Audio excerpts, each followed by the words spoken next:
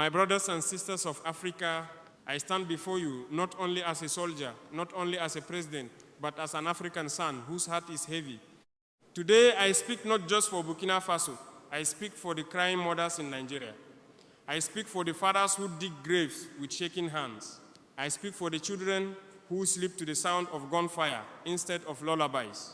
A few weeks ago, I could not sleep. The night was quiet in Ouagadougou, but my heart was not. Reports came in again. Villages attacked, families slaughtered, young girls kidnapped, farmers chased from their lands by bandits and terrorists. Nigerian blood was flowing like rain on dry soil. I asked myself, how long will Africa watch her children born? I picked up the phone. I called my brother, President Bola Tinubu. When he answered, I spoke plainly. I did not speak as a man seeking attention. I spoke as a Pan-Africanist. Mr. President, I said, our people are dying. Terrorists are turning villages into graveyard. Bandits are ruling forests like kings. Nigeria is bleeding. What are we doing? There was silence on the line. Then he replied calmly, almost casually, it is under control.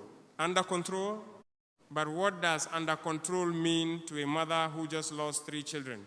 What does under control mean to a farmer whose land is now a battlefield? What does under control mean to a child who has learned to run at the sound of motorcycles because that is how death arrives? My brothers and sisters, I have seen war, I have seen fear in the eyes of innocent people, and I know what it looks like when a situation is not under control. The truth is simple. Nigeria deserves peace. Nigeria is not just another country. Nigeria is the giant of Africa. Nigeria is drums and laughter. It is oil and intellect. It is strength and culture. When Nigeria shakes, Africa trembles. When Nigeria bleeds, Africa feels pain. I told President Tinubu, if the problem is too heavy, let us carry it together. If your hands are tired, let Africa stand with you.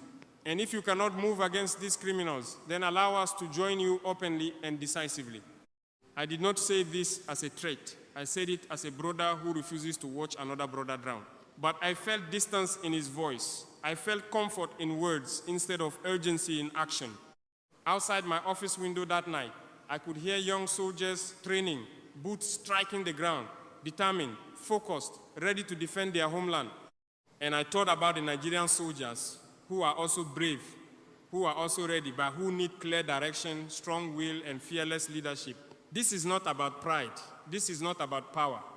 This is about a little girl in northern Nigeria who wakes up screaming because she saw men with guns take her father away. This is about a young boy who should be in school, but now holds fear in his heart instead of books in his hands. This is about villages that once had weddings and music, now silent except for the wind blowing through burnt houses. Africa must stop pretending. We cannot hold conferences while our people are buried. We cannot make speeches while our people are hunted. We cannot smile for cameras while our continent is wounded. I say this with love, but I say it with firmness. Leadership is not comfort. Leadership is sacrifice. Leadership is action. Nigeria does not need statements. Nigeria needs security. Nigeria does not need denial. Nigeria needs courage. When I ended that call, I stood alone in my office. The lights were dim. The map of Africa hung on the wall in front of me. I walked toward it slowly. I placed my hand over Nigeria. I whispered, "You deserve peace." And today, I repeat it loudly so the whole world can hear. Nigerians deserve peace. They deserve to farm without fear. They deserve to travel without checkpoints of terror. They deserve to send their children to school and expect them to come home alive. Africa must protect her own. If one nation is attacked by terror, it is an attack on all of us.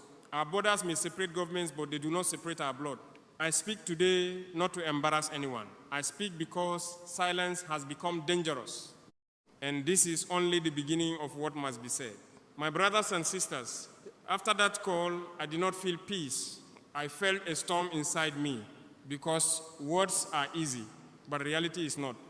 In the days that followed, more reports came. More villages attacked, more families displaced, more children missing. The forests of northern Nigeria have become places of fear. The roads have become traps. The night has become an enemy.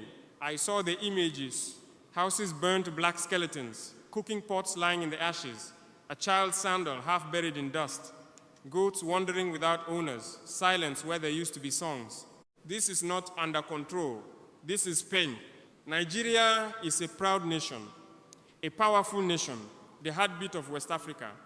From the streets of Lagos to the plains of the north, it is a land of strength and creativity. But what does strength mean when villages are emptied by fear? I thought about the mothers, a mother in